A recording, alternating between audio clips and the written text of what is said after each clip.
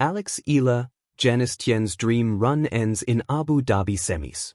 The magical run of Eala and Janice Tjen came to an end on Friday, halted by a more cohesive duo.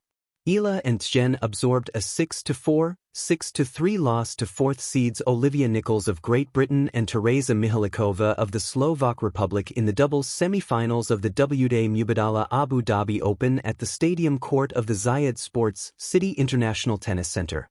The Filipino-Indonesian duo entered the match riding the momentum of a dominant quarter-final victory over second seeds Zhang Shuai of China, an Australian Open champion, and Cristina Buxa of Spain, who reached the finals of the WTA 500 Brisbane International earlier this January.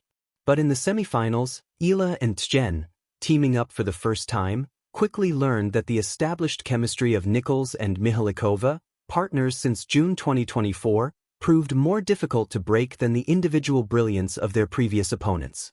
The opening set came down to execution in crucial moments. Eala and Tjen earned multiple break points in the third and seventh games but failed to convert. The first 9 games held serve before Nichols and Mihalikova finally broke through on Tjen's serve in the 10th game, capitalizing on a double break point to seal the set, 6-4. In the second set, Eala and Tjen struggled to impose their groundstroke advantage as Nichols and Mihalikova dictated play with quicker net approaches, building an impenetrable wall at the forecourt. The British-Slovak tandem raced to a 3-0 lead. Eala and Tjen continued to fight, but could only close the gap to 3-1 before Nichols and Mihalikova closed out the match after just 8 games. Eala and Tjen will now turn their attention to the WTA 1000 Qatar TotalEnergies Open in Doha, where both have earned automatic berths in the main draw of the singles competition. When the desert listened, Eala and the night Janice Tjen's dream paused in Abu Dhabi. The Abu Dhabi air carries a particular stillness at night. It settles over the courts like a held breath, warm and expectant, as if the desert itself is listening.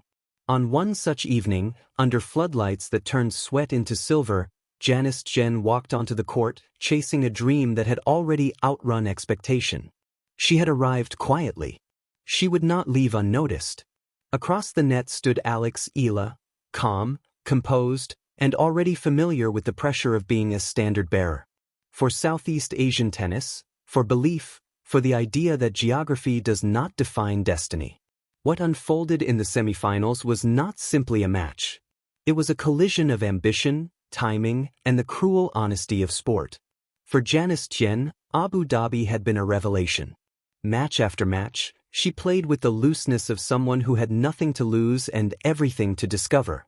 Her strokes were free, her footwork sharp, her confidence growing visibly with each passing round.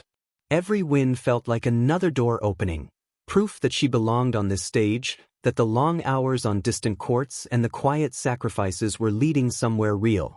The crowd began to recognize it too.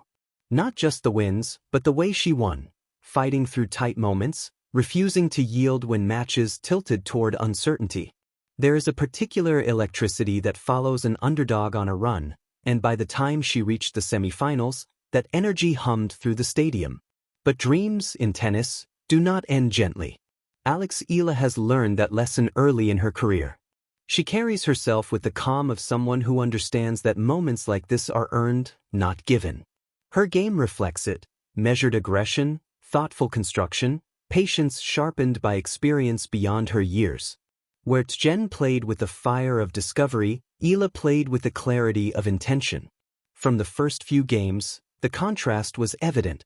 Rallies stretched, angles widened, and the court began to feel smaller for the player who had spent the week making it seem so vast. Eala absorbed the pace, redirected it, and waited for the opening that inevitably came. It was not domination, it was control. The kind that suffocates hope not by force, but by inevitability. Still, Tjen fought. She always did. There were flashes, bold returns, brave approaches, moments when the dream threatened to reignite. Each time, the crowd leaned forward, willing the story to continue. But Eala answered every surge with calm resolve. A deep return here. A passing shot there. The quiet confidence of a player who understands that semi-final matches are not won in bursts, but in balance. As the match wore on, something else became clear. This was not an ending, but a pause. When the final point was played, Janice Tjen stood still for a moment, racket resting against her thigh, eyes lifted toward the lights. There is a specific heartbreak that comes with being so close to something you didn't know you could reach until you touched it. Yet there was no collapse, no visible despair. Only reflection. Eala crossed the net with respect. She knew what this run meant.